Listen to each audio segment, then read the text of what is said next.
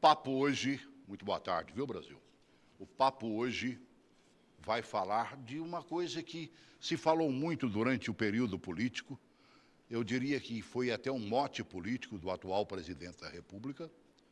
Ele cumpriu a sua fala, trouxe um decreto, né, que vai facilitar, supostamente, que o cidadão ou a cidadã chegue até a possuir ou portar uma arma. Há certas coisas aí que a gente que não manja muito não entende. E é por isso que a gente tem que buscar um especialista na área para poder fazer um assunto como esse, porque o programa vai entrar exatamente por aí. Liberação de armas resolve o problema da insegurança? Boa pergunta. Espero ter uma boa resposta para você. Estou recebendo no programa hoje Leonardo Santana, especialista em segurança, coronel da reserva, ou seja, para nós aqui, aposentado, né, da gloriosa Polícia Militar do Distrito Federal. O Santana tem 30 anos de corporação, presta consultoria para órgãos internacionais, inclusive para a ONU. Autor do livro, que está aqui na minha mãozinha, né? Quem mexeu na minha segurança, esteve na última semana em viagem a grandes cidades pelo mundo, como Dubai e Las Vegas, para acompanhar as inovações em termos de segurança. Vou te rever. Seja bem-vindo ao nosso programa. Como é que você está, Celso? Um grande prazer estar aqui com você e ser entrevistado pelo ícone, né? Um ícone da nossa, a gente só da é nossa muito TV antigo, e do mais nosso nada, Brasil. né, mano, velho? Maravilhoso. Deixa eu te Fantástico falar estar aqui. uma coisa. Você acha que uma arma na mão resolve um problema? Sinceramente. É muito mais do que ter uma arma de fogo. Isso, o nosso telespectador ele vai ter a oportunidade de verificar ao longo, né, dos próximos anos, e algo que ele já verificou nos últimos 15 anos, principalmente, a partir de entre 2003 e 2005, quando do advento do Estatuto do Desarmamento e quando também daquele plebiscito que aconteceu, que, na verdade, boa parte da comunidade ainda desejava permanecer com o seu direito de defesa, mas que, por algum motivo, né, o Estado entendeu que aquele não deveria ser o modelo atual, e aí houve uma série de restrições, uma série de características diferentes que dificultaram essa oportunidade para o cidadão. Só que nós temos uma característica que ela não pode ser simplesmente deixada de lado. Nós chegamos a mais de 63 mil homicídios por ano nesse intervalo de uma década e meia. Então, o que nós temos hoje como resposta, né? Não ter esse direito de defesa pode sim ter proporcionado alguns problemas que hoje a gente sofre na pele com a insegurança. Se esse decreto for aceito, como manda o figurino, significa que eu posso ir lá e comprar uma arma hoje? Pois é, tem muita gente que tem esse pensamento. Quer dizer, eu vou chegar lá, como nos Estados Unidos, que praticamente apresenta a sua identidade, né? O cidadão dá lá uma olhadinha do nada e pronto, qual a arma que você quer, compra e vai embora. Pois é, não é dessa forma. Inclusive carregando, né? Inclusive carregando. No Estado brasileiro não é assim. Lá fora, e aí a gente teve em Las Vegas agora, como você bem colocou, né, num período de viagem que foram quase 2 meses, a gente começou em Dubai, Abu Dhabi, passamos pela Índia, passamos por Hong Kong, fomos a Tóquio, no Japão, em todo esse período de pesquisa, e uma das coisas que a gente viu, e que você trouxe agora com muita tranquilidade, é que no Brasil é diferente. No Brasil existe uma série de outros requisitos. Nós temos pelo menos 3 outros pilares que precisam ser entendidos. O primeiro deles, eu tenho que ter e tenho que comprovar a capacitação técnica. Então, eu tenho que ter um curso, eu tenho que ter, né, todo um treinamento antes de dizer que eu posso ter ali acesso a esse porte de arma. Um outro ponto importante, eu tenho que comprovar que eu tenho sanidade mental suficiente. Então, tem o teste psicológico e nesse teste... Nós vimos um maluco, né, esfaqueando o presidente na época da campanha. Tivemos o caso em São Paulo, tive a Las Vegas por conta de um outro maluco, né, que, enfim, matou quase 60 pessoas, né, e fizemos um documentário nesse sentido. Mas o que acontece? Esse desequilíbrio, nós aqui no Brasil conseguimos minimizá-lo. Por quê? Porque o teste psicológico que é feito, ele checa tudo isso. Então, esse é um segundo pilar importante. E um terceiro pilar que a gente não pode desconsiderar. Então, a gente fala, né, primeiro, eu tenho capacidade técnica. Segundo, eu tenho condições, né, psicológicas de ter aquele armamento, né? E terceiro, na hora dessa compra, né, eu tenho que comprovar que tenho bons antecedentes, que nunca me envolvi em uma situação criminosa. Então, tudo isso junto faz com que nós sejamos bem diferentes de outros países que se deseja comparar. A gente não consegue chegar lá, Celso, comprar uma arma e sair com ela na cintura, não. Tem outras etapas que têm que ser cumpridas e que fazem um filtro bem importante. Será que o nosso presidente pensou nisso em termos do Brasil? Olha, quando ele trouxe... Esse decreto traz essa preocupação? Isso já vinha desde o Estatuto do Desarmamento, não foi alterado, houve um problema meio sério com os tais caçadores, atiradores e colecionadores no início desse ano, que esperavam uma liberação geral e não aconteceu, então ficaram até insatisfeitos com o presidente, né? Dizendo o seguinte, poxa, prometeu uma coisa na campanha e agora... está trazendo outra. Então, houve sim um cuidado, inclusive por conta do nosso ministro Sérgio Moro, que sempre age ali, né, com muita delicadeza, mas filtrando tudo. Prudência, né, Manoel? Prudência, muita prudência. Você, por exemplo, você está na reserva. Você pode andar armado? Até pouco tempo, as características não me permitiam fazê-lo sem que eu me adequasse a essa legislação. Agora facilitou um pouco, mas mesmo assim eu tenho que passar por esses testes, eu tenho que passar por essa nova capacitação. Houve uma flexibilidade maior.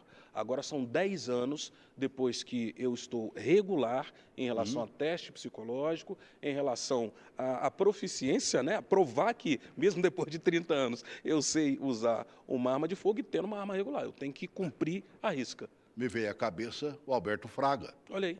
Que fragaram o Fraga, né, na casa dele guardando arma. Poxa vida, militar também na reserva, né, uma vida inteira dedicada como a sua, a polícia militar.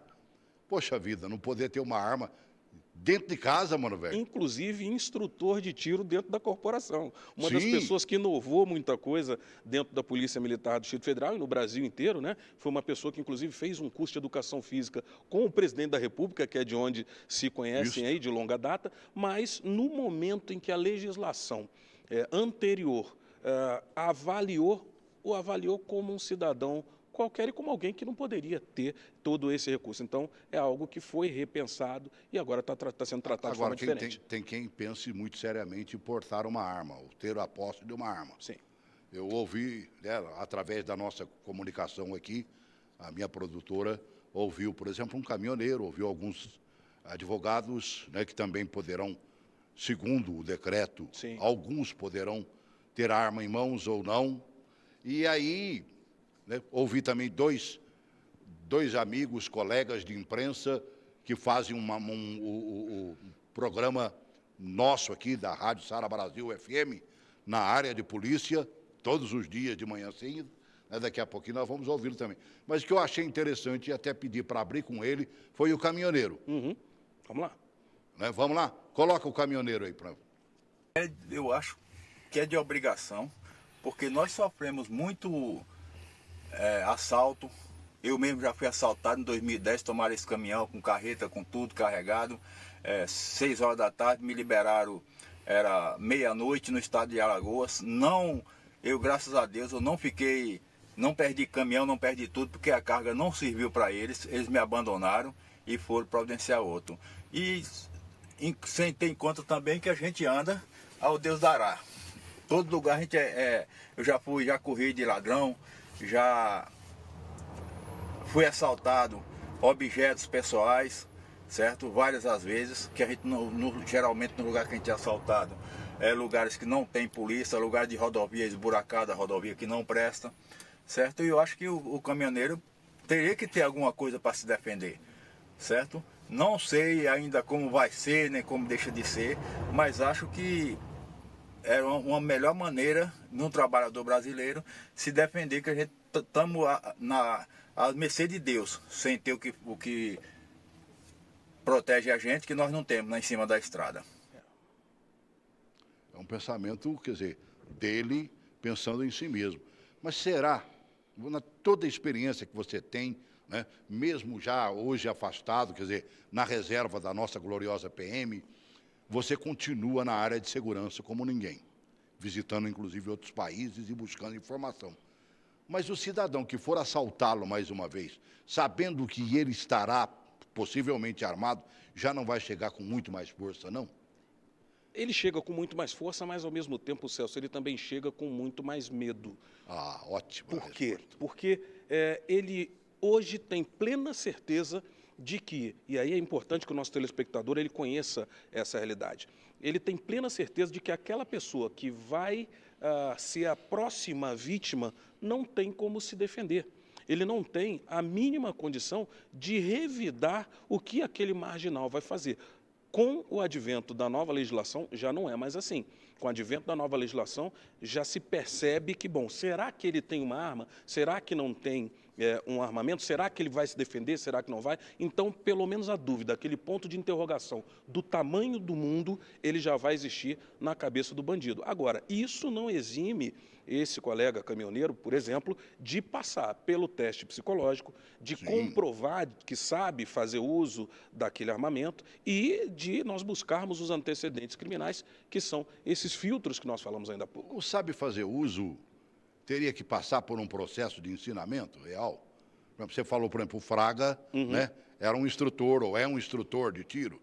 O cidadão tem que fazer um processo desse? É obrigatório, Celso, é obrigatório e eu até advogo que a coisa vá além de simplesmente ir para um stand de tiro, ter lá um alvo, você acertou no alvo, puxa que lindo, maravilha, acertei tudo no 10, eu estou bem para fazer o uso da arma de fogo, eu posso sair com essa arma. Não é assim. Quando nós falamos de confronto armado, é bem diferente. É a mesma coisa, eu gosto muito de trazer essa comparação para que todo mundo perceba direitinho como é que é o negócio. Eu tenho aqui uma carteira de habilitação. Eu estou conduzindo o meu veículo, né, em Brasília, no Rio de Janeiro, fora do país, eu posso conduzi-lo em qualquer lugar. Só que o confronto armado, eu faria uma comparação, eu assemelharia a você ser colocado dentro de um carro de Fórmula 1. Você está no nível máximo de sobrevivência, de proteção da sua vida, do seu filho, da sua esposa, de quem está ali. Então, com aquela carteira de habilitação, você consegue entrar num carro de Fórmula 1, pô, estou pronto,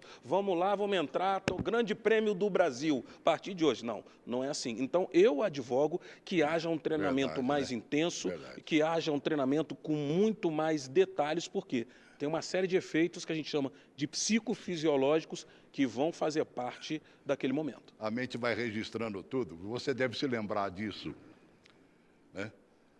Há tempos atrás, bons tempos, Brasília ainda havia espaço para que fizessem corridas nas madrugadas, né? Os famosos pegas. Pegas do Gilberto, né? Salomão. Você lembra? Uma vez pegaram esses caras, tanto a Polícia Militar como o Detran, e eu falei, não, vocês querem correr? Tudo bem, nós vamos resolver o problema de vocês. Levaram os caras para o autódromo. Aqui vocês podem correr à vontade. Bota em prática, porque quero ver. Borraram todos. Pois é. Porque não estavam preparados para fazer uma corrida de autódromo. É o que você acabou de dizer aí agora. Exatamente. Você não está preparado para portar uma arma ou ter em casa uma arma sem saber usá-la e ter cabeça para fazê-lo, né? Uma comparação segunda que a gente pode fazer é quando alguém, nós estamos namorando, tal, lindo, maravilhoso, namoro, aí, filho, a partir de agora vamos casar, viu? Não é bem assim, não é a mesma coisa. Vamos constituir uma família, não é da mesma maneira e tem gente que, ó, vai sair correndo. Cai fora, né, vai coronel? Cair fora, vai cair cair fora. mesmo, né? Ouvi agora o repórter investigativo, meu amigo querido Tim Alves, né, sobre esse decreto. Inclusive, já tem algumas pessoas querendo tirar o decreto de linha ou fazer algumas reformas. Daqui a pouco a gente fala sobre isso, né? O Tim, juntamente com o JJ, apresenta o Ronda da Notícia aqui pela rede Sara Brasil FM, às 5 da manhã, tá bem? Bota o Tim, meu amigo, aí. Bom, a minha opinião sobre o porte de arma que o Jair Bolsonaro concedeu para o jornalista investigativo, sou a favor, completamente a favor. Porque quantos e quantos jornalistas já foram sequestrados e maltratados e não tinha nenhuma defesa, embora não tinha nenhum documento que autorizasse a andar armado. Bom, é que tal negócio, não vai ser qualquer um que vai poder usar arma, e você pode ficar tranquilo, haverá aí uma série de documentação para que esse venha utilizar uma arma.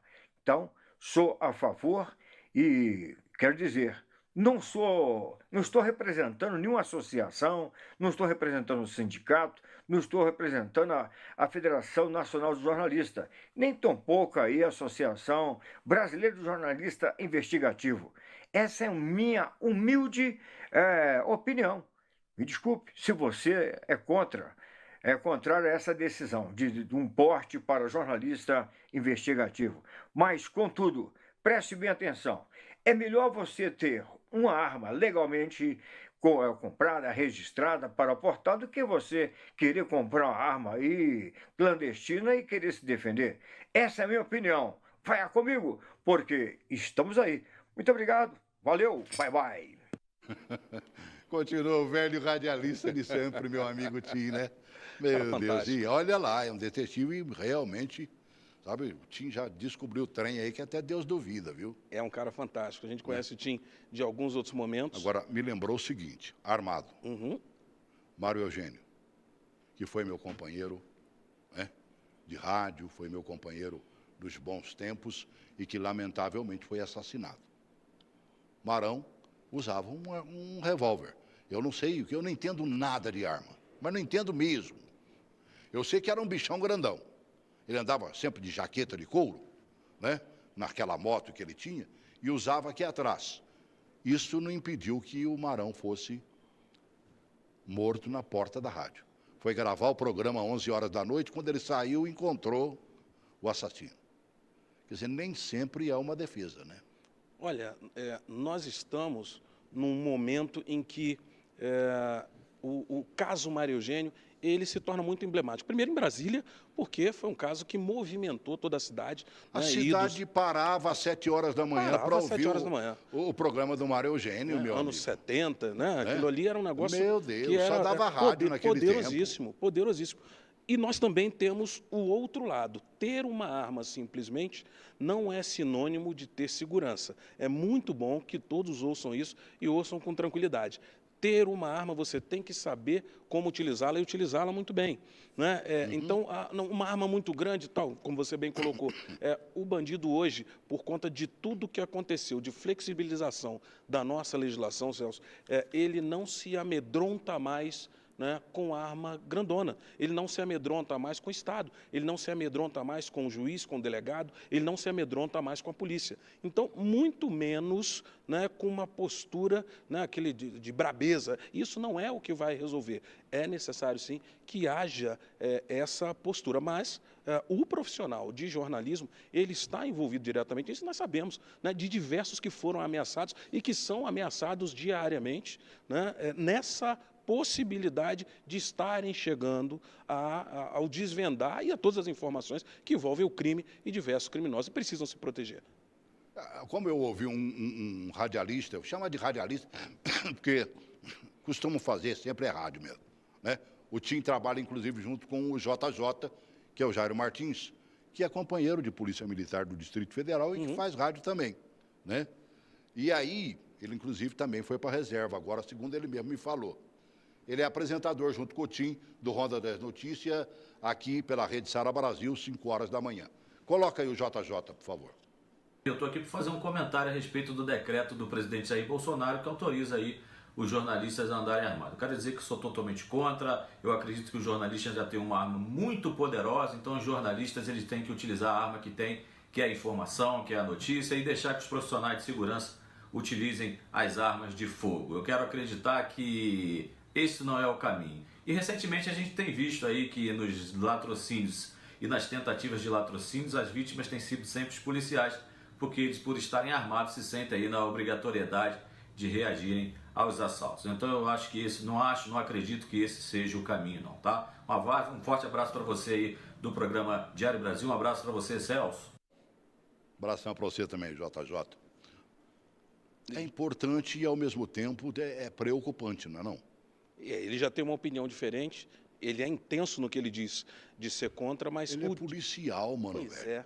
Agora, trabalhou uma vida inteira armado, ele sabe o que representa isso. O direito de defesa, eu acho que ele não pode ser retirado de quem entende que pode e que tem a capacidade de fazê-lo com qualidade. Eu acho que isso agregaria, isso englobaria um pouco do que ele tem a dizer. Eu não estou dizendo, a partir desse instante, que todo jornalista, e é claro, muitos não vão andar armados. Agora, também é importante que nós possamos dizer que quem entender que o Estado, e aí, de novo, a gente fala até um pouco a gente busca um pouquinho do que disse aquele caminhoneiro, né? Aquela pessoa que não se sente contemplada pelo Estado, é muito interessante que a gente diga. Ela pode, sim, hoje se defender, o que antes não podia fazer. E o Estado ele não é onipresente, ele não está em todo lugar e a fala, né, do colega que é da área de condução mostra muito bem isso. Para quem visita essas outras nações em busca de informação, de conhecimento,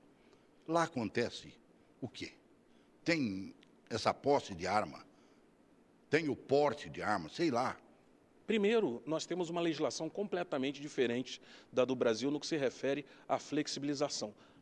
Nós temos estados, nós temos países como Singapura, por exemplo, onde você tem, né, digamos que eu seja fumante, eu não fumo em qualquer lugar. Eu tenho um quadradinho amarelo na rua, onde ali eu posso fumar. E se eu for pego fumando fora dali, a multa é de $1.000. Já começa por aí. E lá é multado e tem que pagar, senão você vai para o xadrez. A multa e lá ainda tem um outro problema. Ali ainda existe o castigo físico.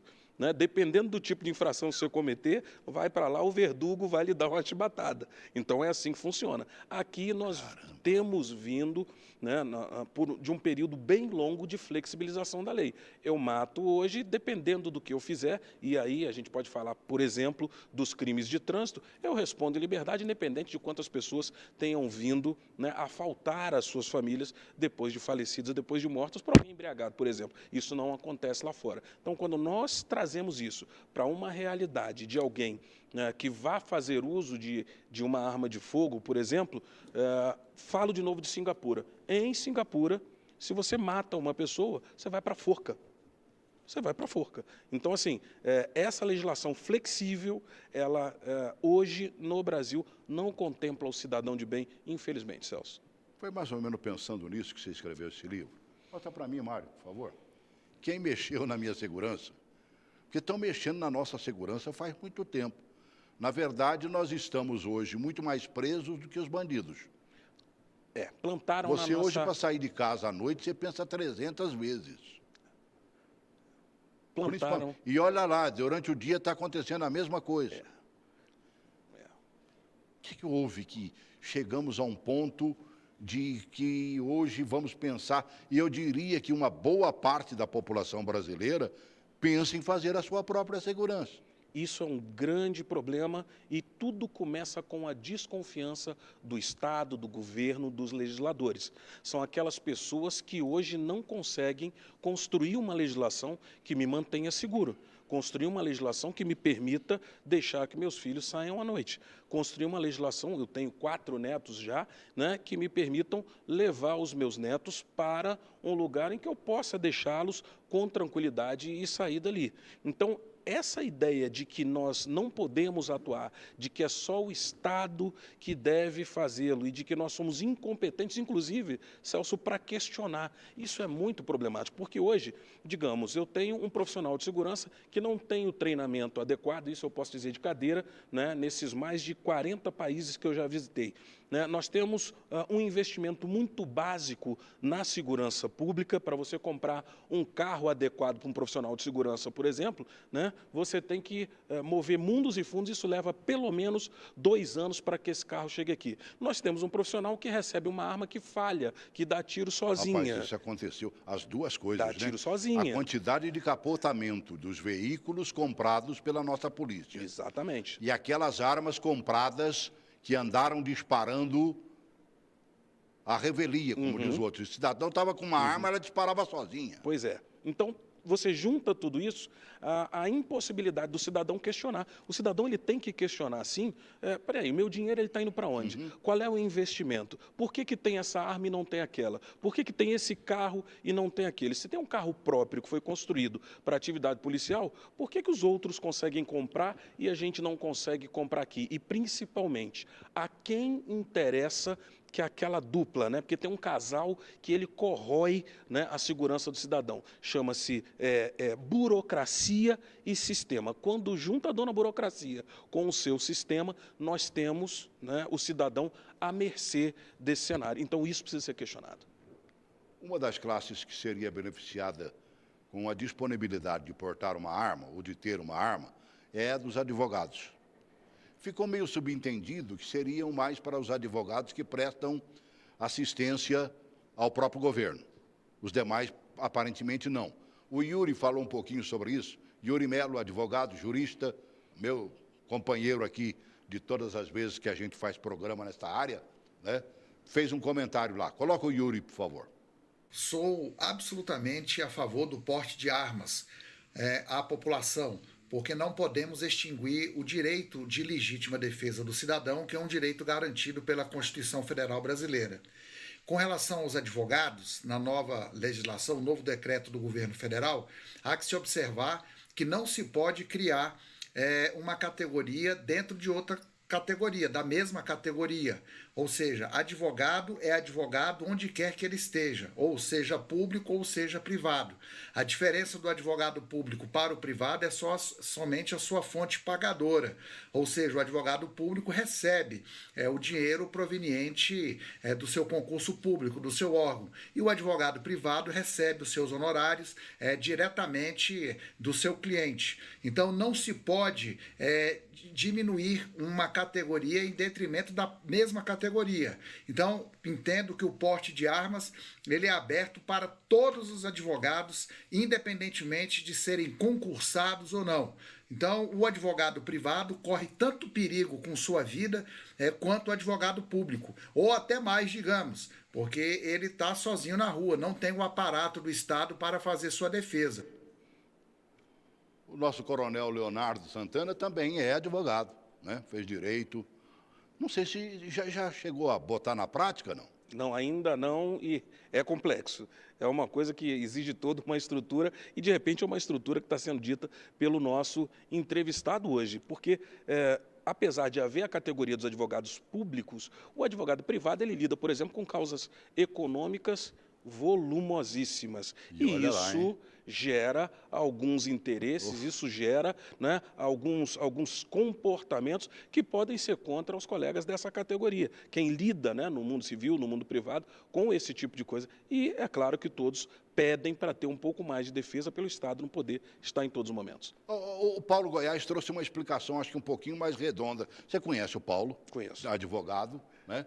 Trouxe, ele falou, ele gosta de números e gosta e tal, mas a explicação, quando vem redondinha, é importante para nós. Coloca o Paulo Goiás aí.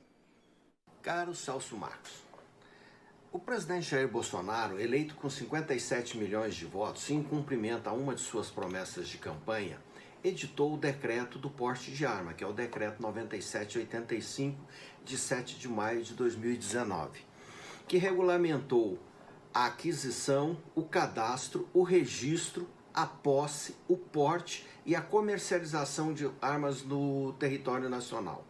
Uma das discussões sobre o referido decreto é a redação do artigo 20, parágrafo 3º, inciso 3º, a linha H, que assegurou aos advogados, como agentes públicos, o direito de uso de arma de fogo, sendo que alguns entendem que somente os advogados públicos estariam autorizados. Mas não é bem assim. É importante destacar que o advogado, apesar da natureza liberal e privada de suas atividades, também é um agente público. É uma realidade, né, Sim. Mano Velho? Sim, ele está... Você acabou de dizer isso aqui. Perfeito. Acho que essa colocação que ele fez abrangeu, Celso, tudo que nós acabamos de comentar aqui, a partir do momento que eu tenho que, em diversas situações, contratar alguém para garantir os meus direitos à luz da lei. E é óbvio que, nesse instante, eu já tenho alguém contra, né, o que eu estou interpondo, né, a causa que eu estou impetrando. Então, essas pessoas, elas precisam, sim, de proteção. São pessoas, né, que carregam ali processos, levam para casa, tiram, fazem aquela juntada, colocam. Então, é necessário, sim, que a gente pense de uma maneira mais ampla. Eu fiquei observando, coronel, o presidente da República, quando trouxe esse decreto para apresentar ao povo brasileiro, Ele se mostrou, evidentemente, muito satisfeito. Era uma promessa de campanha sendo cumprida, mas já botaram o bedelho no meio. Vamos ver, primeiro ele falando, quando trouxe o decreto, né, achando que estava tudo bonitinho. Coloque o Bolsonaro aí, por favor. Eu tive a honra dessa semana assinar um decreto mais amplo, no limite da lei. Não como uma política de segurança pública, mas como um direito individual do cidadão à legítima defesa. Afinal de contas, nós temos que respeitar a vontade popular. Em 2005, o povo decidiu, sim, pelo direito à compra, posse, em alguns casos, porte de arma de fogo. Começa explicando o que é posse e o que é porte. Nós temos uma diferença que é bom que o nosso telespectador entenda, porque eu ter a posse é eu poder comprar essa arma e ter essa arma em casa, no meu ambiente de trabalho, quando a legislação permitir, não é? E não estar andando com essa arma. No momento em que eu pego essa arma, coloco na cintura, isso eu estou falando agora do porte, que é o poder estar com ela e me movimentar, transitar e não mais ter essa arma só dentro de casa. É que se todo mundo for porte também, vira um bang-bang, não vira, não? É uma grande... É difícil que o Estado consiga controlar. E esse controle, ele é importante e, sabiamente, está sendo bem feito na legislação brasileira. Agora, busca-se a constitucionalidade ou a inconstitucionalidade deste decreto.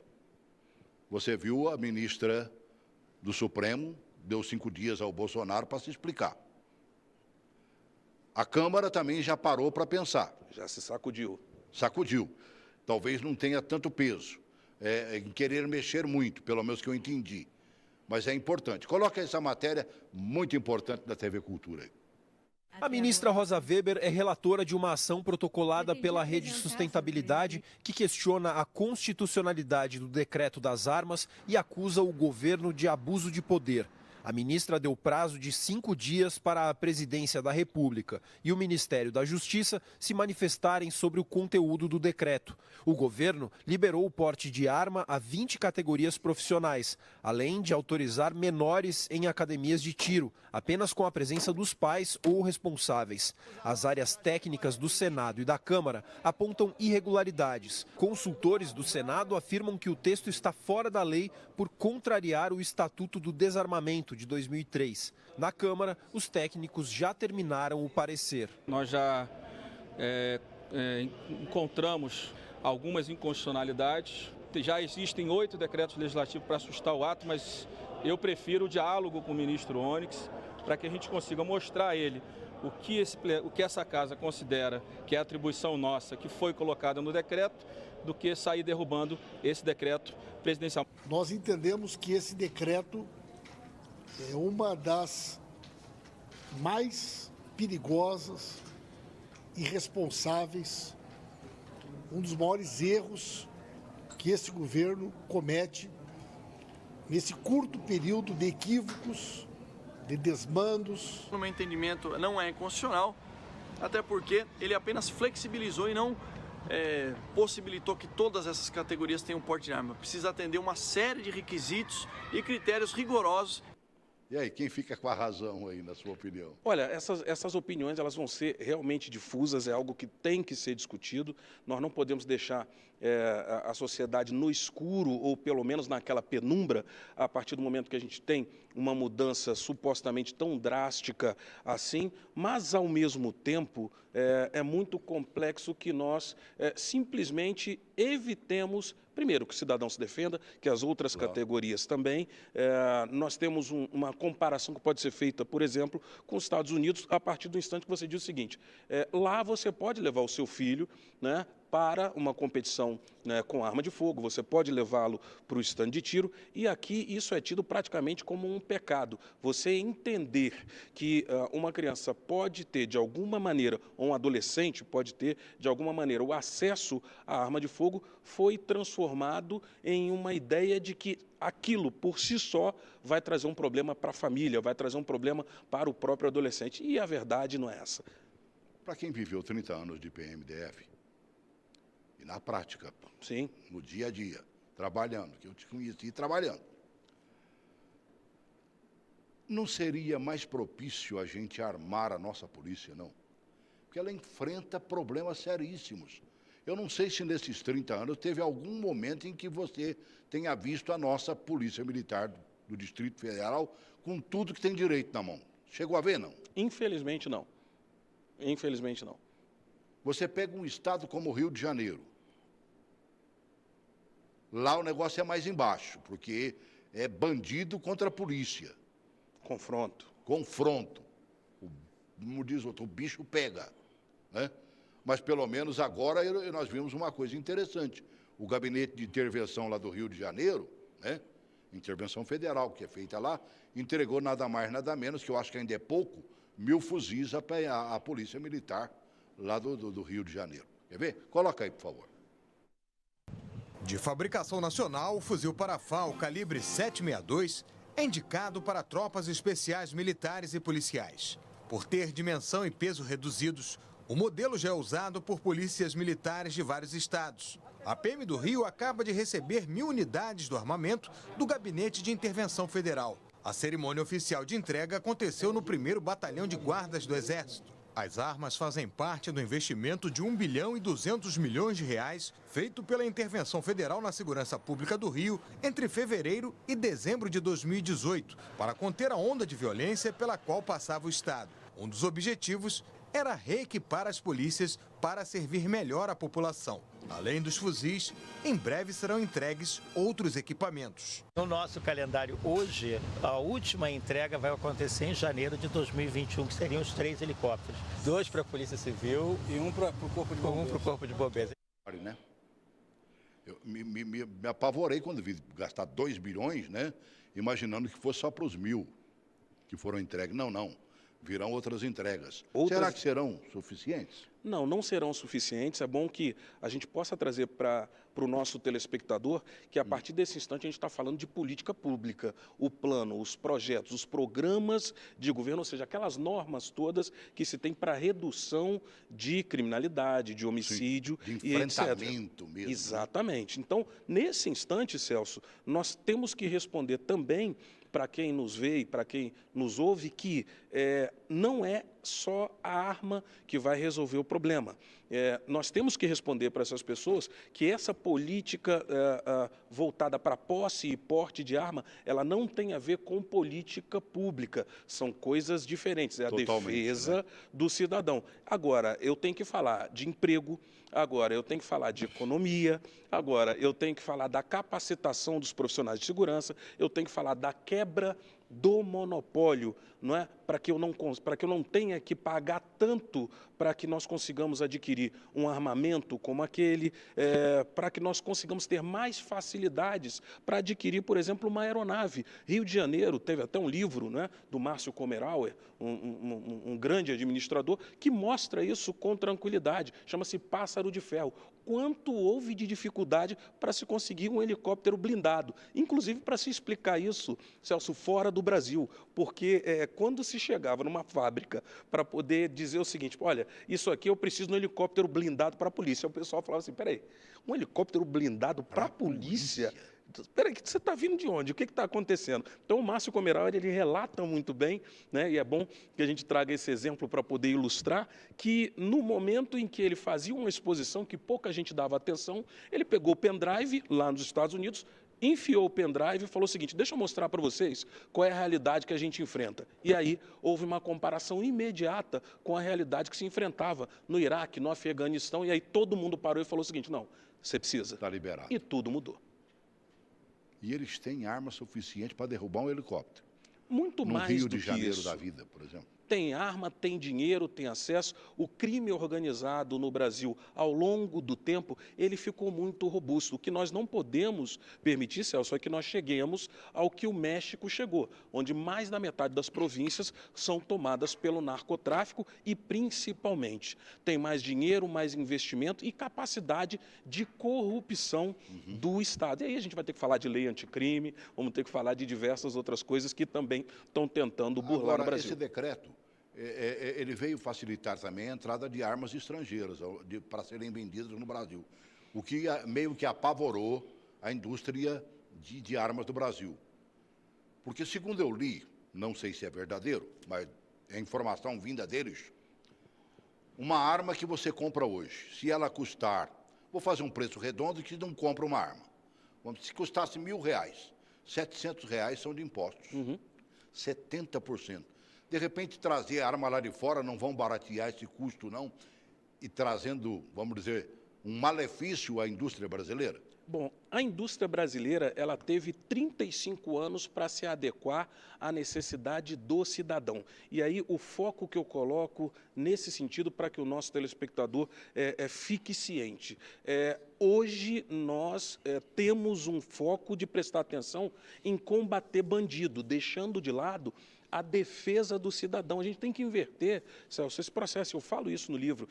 O foco principal tem que ser o quê? Defender o cidadão. A partir do instante que eu não tenho armamento, que eu não tenho material, que eu não tenho viatura, eu coloco o cidadão em segundo plano. Vira, não é, algo de segunda categoria.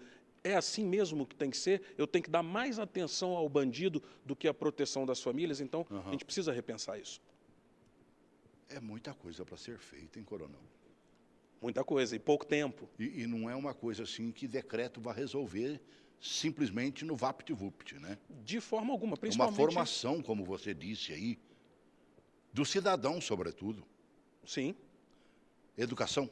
Educação, questionamento. O cidadão, ele precisa questionar o que é utilizado para a sua própria defesa. Ele precisa questionar por que eu, no ano de 2000, precisei pagar do próprio bolso para ir para fora do Brasil para fazer um curso para utilizar esse tipo de armamento. E o Estado não custeou isso para mim. Então, tudo isso precisa ser levado em consideração. O cidadão ele precisa questionar por que é mais caro treinar um policial aqui no Brasil do que pegar um grupo de policiais, mandar para fora do país, pagando diária, pagando hospedagem, alimentação, pagando munição, aluguel de arma e trazendo ele de volta. Então, alguma coisa está errada e eu repito, a quem interessa que todo o programa, o processo de segurança, ou a quem interessava, que agora está havendo uma modificação, que a coisa permanecesse dessa forma. São inúmeras as categorias que serão beneficiadas com a possibilidade de ter uma arma. Nós citamos algumas, né? Começamos com o caminhoneiro, né? O radialista ou jornalista que faz cobertura de polícia. Sim. Lembramos até de Mário Eugênio aqui. E outros mais, os advogados, ouvimos 2 aqui. Mas vamos saber direitinho quem são esses, se tem uns demais aí. Coloca aí quem poderá. O texto flexibiliza o Estatuto do Desarmamento de 2003. Estende o porte de arma a 19 categorias profissionais que deixam de ser obrigadas a comprovar necessidade. Dono de loja de arma, de escola de tiro e o instrutor. Atirador esportivo, colecionador e caçador. Agente público e privado da área de segurança. Advogado e político durante o mandato. Morador de área rural e conselheiro tutelar. Jornalista que faz cobertura policial, agente de trânsito e caminhoneiro. Além disso, aumentou o limite de compra de cartuchos. Passou de 50 unidades por ano para 1.000 ou até 5.000, dependendo do tipo e do calibre da arma. O texto ainda permite que menores de idade possam praticar o tiro esportivo acompanhado dos pais ou responsáveis. São 19 categorias. Você visualizou alguma que não houvesse necessidade, segundo o seu pensamento? Não? A primeira coisa que se questiona é, por exemplo, o caminhoneiro, por exemplo. Né? Então, isso é o que primeiro vem à mente, né, das pessoas da comunidade. O advogado, em alguns momentos, esse a gente já explicou. Os jornalistas também tocamos nesse assunto.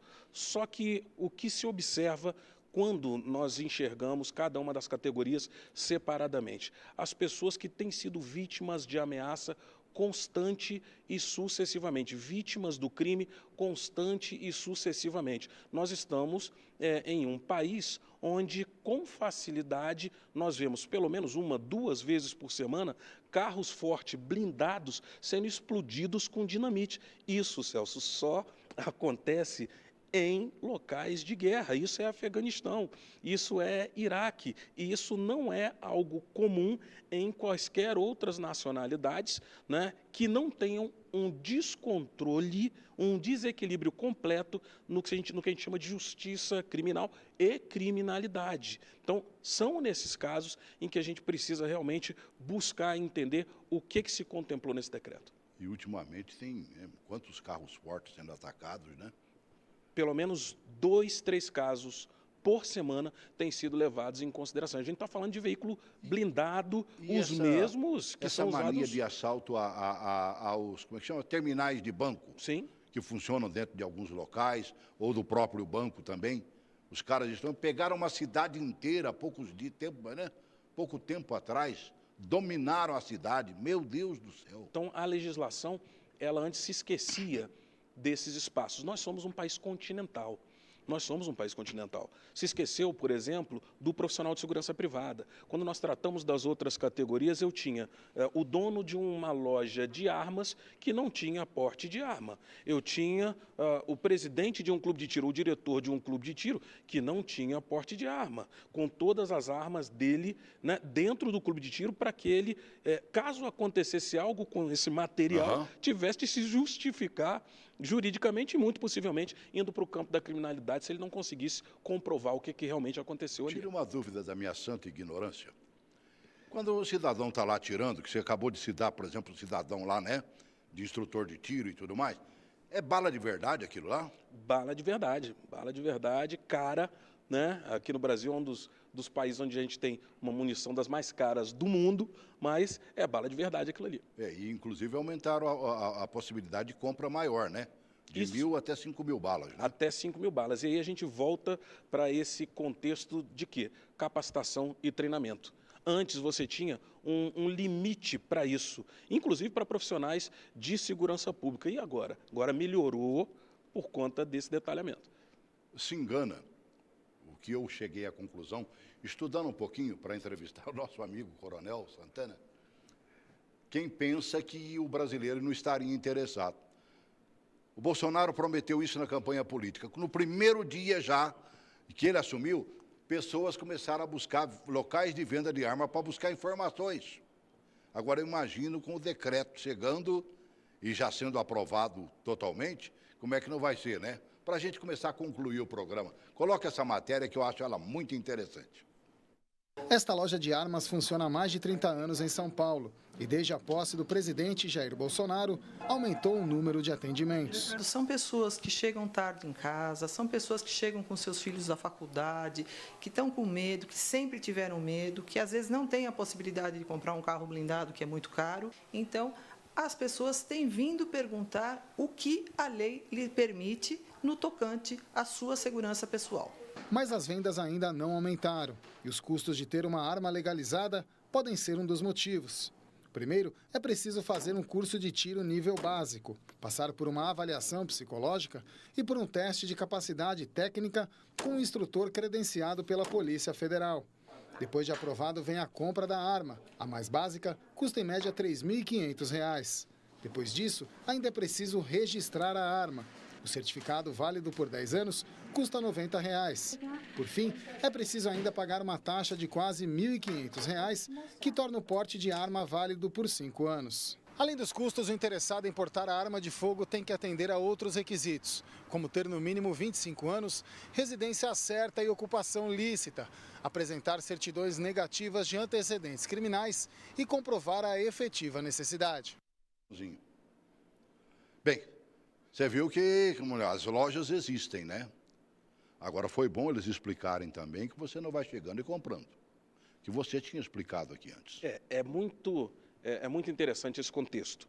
Aquela ideia de que, não, a partir de agora vai ter tiroteio, vai ter bang-bang no trânsito, as pessoas vão se desentender e daqui a pouco, né, vão se transformar em possíveis aí justiceiros. Não é assim, é muito caro. Se você não tiver alguma coisa em torno de R$ 6.000, você não consegue isso. Então, a parcela da sociedade que vai ter acesso a isso também é uma parcela muito pequena, além de todos aqueles testes que foram colocados. E é bom que nós digamos, nós estamos falando de pessoas com todo todo um histórico, pessoas que vão buscar uma arma regularizada. Nós estamos buscando, falando de um público bem distante, bem diferente.